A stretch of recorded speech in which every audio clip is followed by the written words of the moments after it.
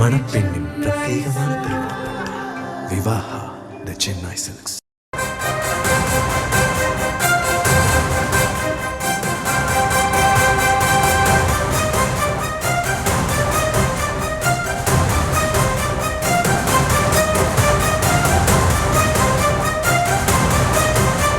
மற்றொரு அண்மை செய்தியை பார்த்து வருகிறோம். திமுக கூட்டணியில் இருந்து வெளியேறும் முடிவை காங்கிரஸ் எடுத்துவிட்டதாக தகவல் வெளியாகியிருக்கிறது. காங்கிரசின் கோரிக்கையை ஏற்க திமுக தலைமை மறுத்துவிட்டதால் இந்த முடிவு எடுக்கப்பட்டிருப்பதாகவும் தகவல் வெளியாகியிருக்கிறது. கடைசி வாய்ப்பாக முதலமைச்சரை இன்னும் சற்று நேரத்தில் சந்திக்கவிருப்பதாகவும் தகவல்கள் கிடைக்கப்பெறுகின்றன. பாரி கார்த்திக் இணைந்திருக்கிறார். பாரி, இது குறித்தான விவரங்களை வழங்கலாம். கூட்டணியில் இருந்து வெளியேறும் முடிவை எடுத்துவிட்டதாக தெரிகிறதாக தகவல் வெளியாகியிருக்கிறது.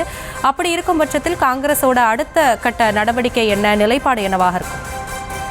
அதாவது 2017 முதல் காங்கிரஸ் கட்சி தொடர்ச்சியாக திமுகவில் அங்கம் வகித்த 3 பொதுத் தேர்தலும் மிகப்பெரிய வெற்றியை பெற்றிருக்கிறது. குறிப்பாக 2021 சட்டமன்ற தேர்தல், 2019 நடைபெற்ற நாடாளுமன்ற தேர்தல், 2024 நாடாளுமன்ற தேர்தல் என இந்த 3 பொதுத் தேர்தலும் திமுக காங்கிரசுடனான இந்த கூட்டணி மிகப்பெரிய வெற்றியை பெற்றிருக்கிறது. 2019 நடைபெற்ற நாடாளுமன்ற தேர்தலில் தேனி ஒரு தொகுதியை தான் காங்கிரஸ் தோல்வியடைந்தது. மீதம் இருக்கக்கூடிய அனைத்து தொகுதியிலும் வெற்றி பெற்றது. 2024 10 தொகுதியில் புதுவை உட்பட 10 தொகுதியில் நின்று 10 தொகுதியிலும் வெற்றி பெற்றது. 2021 25 இடங்கள் சட்டமன்ற உறுப்பினர் இடம்பெற்று அதில் 18 இடங்களை வெற்றி பெற்றது என்று குறிப்பிடத்தக்கது. இந்நிலையில் வருகின்ற 2026 சட்டமன்ற தேர்தலை பொறுத்தவரைக்கும் கூடுதலாக இடம் கேட்டார்கள். அதாவது முதற்கட்டமாக காங்கிரஸ் கட்சியினுடைய மூத்த தலைவர்கள் பேசும்பொழுது ஆட்சியில் பங்கு, அதிகாரத்தில் பங்கு என்று முதற்கட்டமாக கோரிக்கை வைத்தார்கள். அந்த கோரிக்கை நிராகரிக்கப்பட முதலமைச்சர்கள் ஆட்சியில் பங்கு என்பது தமிழ்நாட்டில் சாத்தியமில்லாத ஒன்று என்று கூறிவிட்ட பிறகு அந்த பேச்சை முடித்த பிறகு 41 இடங்கள் கேட்டார்கள். 41 இடங்கள் கேட்டுவிட்டு, அதாவது எங்களுக்கு பிறகு தொகுதியில் ஒரு நாடாளுமன்ற தொகுதிக்கு ஒரு இடம் 39 தொகுதியாக எங்களுக்கு தர வேண்டும் என்றும் 2 தொகுதி இறங்கி வந்தார்கள். அதிலையும் திமுக தரப்பு முடியாது என்று சொல்லிவிட்ட பிறகு மேலும் அதாவது 32 தொகுதிகளாக தர வேண்டும் என்று கோரிக்கை வைத்தார்கள். அதையும் திமுக சார்பில் நிராகரித்துவிட்டது. என்றால் திமுகவை பொறுத்த வரைக்கும் காங்கிரஸ் கட்சி தான் அதிக இடங்கள் கொடுக்கப்பட்டிருக்கின்றன. திமுக கூட்டணியில் இருக்கக்கூடிய காங்கிரஸ் கட்சிக்கு தான் அதிக இடங்கள் கொடுக்கப்பட்டன. மீதம் இருக்கக்கூடிய கட்சிகள் இருந்தாலும் கூட அவர்களுக்கு குறைவான இடங்களே ஒதுக்கப்படுகின்றன. அது மட்டுமல்ல, உள்ளாட்சி தேர்தலில் உள்ளாட்சி அமைப்பில் கூட கும்பகோணம் ஒரு தொகுதி, கும்பகோணம் மற்றும் மாநகராட்சியில் மேயர் பதவியும் காங்கிரஸ் கொடுக்கப்பட்டது.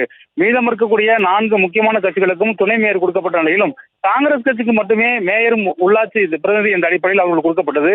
எனவே ஒவ்வொரு தேர்தலிலும் காங்கிரசுக்கு கூடுதலான இடங்களையும் கூடுதலான முக்கியத்துவம் திமுக கூட்டணி கொடுத்து வந்தது. இந்நிலையில் வருகின்ற 2026 சட்டமன்ற தேர்தலை பொறுத்த வரைக்கும் எங்களுக்கு எண்ணிக்கை அளவிலான அதிக இடங்கள் வேண்டும், சட்டமன்ற அதிக இடங்கள் வேண்டும் என்று கேட்டார்கள். அதே போல ஒரு மிகப்பெரிய விஷயம் என்றால் வருகின்ற உள்ளாட்சி தேர்தல், அதாவது ஆட்சி மாற்றத்துக்கு பிறகு வருகின்ற உள்ளாட்சி தேர்தலில் உள்ளாட்சி அமைப்புகளில் எங்களுக்கு குறைந்தபட்சம் 30% இடங்களாவது உள்ளாட்சியில் எங்களுக்கு பங்கு பெற வேண்டும், அதற்கும் ஒப்பந்தம் இப்போதே போட்டு விடுங்கள் என்றார்.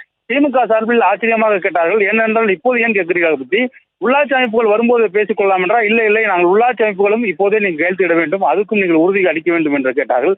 எனவே காங்கிரஸ் தொடர்ச்சியாக இந்த பேச்சுவார்த்தையின் போது காங்கிரஸ் திமுக கூட்டணியில் நீடிக்க வேண்டாம் என்ற ஒரு முடிவை எடுத்துக்கொண்டுதான் இத்தகைய கோரிக்கைகளை வைக்கிறார்கள் என்றும் தற்போது இருக்கக்கூடிய சூழலில் 40 தொகுதிகள் என்பதும் 35 தொகுதிகள் என்பதும் 30 தொகுதிகள் என்பதும் சாத்தியமில்லாத ஒன்று. என்றால் திமுக கூட்டணியில் தற்போது வரை 11 கட்சிகள் இருந்திருக்கின்றன.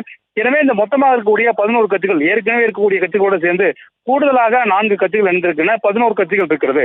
அது மட்டுமல்ல, இன்னும் பல்வேறு கட்சிகள் திமுக கூட்டணியில் வரலாம் என்று எதிர்பார்க்கப்பட்ட நிலையில் தற்போது காங்கிரசுக்கு மட்டுமே இவ்வளவு இடம் என்று சாத்தியமில்லாத ஒன்று என்று திமுக சார்பில் தொடர்ச்சியாக கூறப்பட்ட நிலையில் அதையும் அவர்கள் ஏற்றுக்கொள்ளவில்லை. ஒரு கட்டத்தில் திமுக இவர்கள் கட்சியை விட்டு வெளியேறுவதற்கான வாய்ப்பை தான் எதிர்பார்த்துக் கொண்டிருக்கிறார்கள். இந்த கூட்டணி இடம் என்பது காங்கிரசுக்கு ஒரு பிரச்சனை இல்லை, ஆனால் அவர்கள் வெளியேறுவதற்கான ஏதோ ஒரு காரணத்தை சொல்லி தொடர்ச்சியாக கூறிக்கொண்டிருக்கிறார்கள் என்று திமுக முடிவெடுத்ததன் அடிப்படையில் தான் தற்போது 2 நாட்களுக்கு மட்டுமே, அதாவது தேர்தலுக்கு மிகுந்த குறைவாக நாட்களே இருக்கிறது.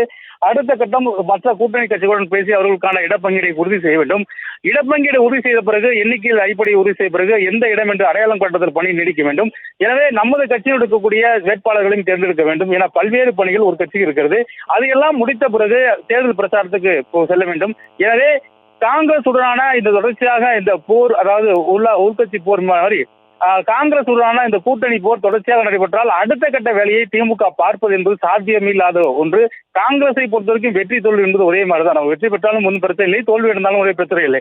ஆனால் திமுக வெற்றி பெற்ற ஆக வேண்டிய தேவை இருக்கிறது. எனவே காங்கிரஸ் உடனான இந்த கூட்டணி போரே போய்கொண்டிருந்தால் அடுத்த கட்ட வேலையை பார்க்க முடியாது. காங்கிரசும் தற்போது நம்முடன் நீடிக்கிறதுக்கு தயாராக இல்லை என்றெல்லாம் முடிவுக்கு வந்த திமுக தற்போது 2 நாட்கள் மட்டுமே நேரம் கொடுத்தார்கள். அதாவது இன்று வரை அவர்களுக்குள்ள பதில் சொல்லவில்லை என்றால் கூட்டணியை விட்டு நீங்கள் எடுக்கும் முடிவு என்ற அடிப்படையில் திமுக சொல்லிவிட்டதாக தகவல் சொல்லப்படுகிறது. அதிகபட்சமாக 25 இடங்கள் மட்டும்தான் கொடுக்க முடியும், அதற்கு மேல் உங்கள் விருப்பம் என்று திமுக சார்பில் சொல்லப்பட்டதாக சொல்லப்படுகிறது. இந்நிலையில் திமுகவை பொறுத்த வரைக்கும் காங்கிரசுக்கு இடம் கொடுத்தார்கள் மட்டும் போதாது, அவர்களுக்கு BL2 போடுவது முதற்கொண்டு பொருளாதார உதவி செய்து வரை எல்லாமே திமுக தான் பார்க்க வேண்டும். ஏனென்றால் அந்த அளவுக்கு தான் கூட்டணி கட்சிகளை 236 தொகுதியிலும் தேர்தலுக்கான பொறுப்பாளர்களை போட்டு திமுக பணியாற்றிக் கொண்டிருக்கிற நிலையில் கூட்டணி கட்சிகளுக்கு இடம் கொடுப்பது மட்டுமல்ல, அவர்களை பிரச்சாரத்தை அளித்துவது முதற்கொண்டு எல்லா வேலைகளையும் பார்க்க வேண்டும். குறிப்பாக காங்கிரஸ் கட்சிக்கு அனைத்து வேலைகளையும் தேர்தல் நேரத்தில் திமுக தான் பார்க்கும். இந்நிலையில் அவர்களுடைய அந்த முரண்பாடு சம்பந்தமாகவும் தொடர்ச்சியாக பேச்சுவார்த்தைக்கு அவர்களுடைய ஒத்துழைமை சம்பந்தமாகவும் திமுக கடும் கோபத்தில் இருந்த நிலையில் தற்போது 2 நாட்கள் மட்டுமே முடிவெடுக்கும் நிலையில் இன்றைய தினம் இந்த மதியம் முதலமைச்சர்கள் தலைமையில் ஒரு கூட்டம் நடைபெற இருக்கிறது. இந்த கூட்டத்தில் காங்கிரஸ் வெளியேறுவது குறித்து ஒரு முக்கிய முடிவு எதிர்பார்க்கப்படுது என்று கூறப்படுகிறது. அதன் அடிப்படையில் இன்றைய தினம் காங்கிரஸ் தாராளமாக வெளியேறுவார்கள் என்று எதிர்பார்க்கப்படுகிறது. ஏனென்றால் திமுக கூட்டணியில் காங்கிரஸ் வெளியேறுவது என்பது அவர்களாக நிர்பந்தித்து தற்போது தாவேகா ஒரு வாய்ப்பாக பயன்படுத்தி தாவேகாவுக்கு போனால் கூடுதல் பிரதிநிதித்துவம் கிடைக்கும், நிறைய பேர் இருக்கலாம். அது மட்டுமல்ல, விஜயை வைத்துக் கொண்டு விஜயுடன் நாம் பயணிக்கலாம். மேலும் தொடர்ச்சியாக கேரளா உள்ளிட்ட தேர்தல்களும் விஜயுடன் சேர்ந்திருந்தால் நமக்கு பயனுள்ளதாக இருக்கும் என்ற அடிப்படையிலே அந்த முடிவை அவர்கள் எடுத்திருக்கிறார்கள். அதன் அடிப்படையில் இன்றைய தினம் காங்கிரஸ் வெளியேறுவதற்கான வாய்ப்புகள் சாத்தியக்கூறுகளும் அதிக அளவு இருக்கிறது.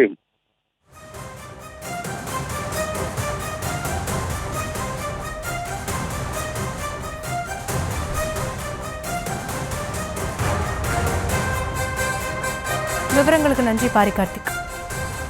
மணப்பெண்ணின் பிரத்யேகமான திருமணம் விவாஹா தி சென்னை சில்க்ஸ்.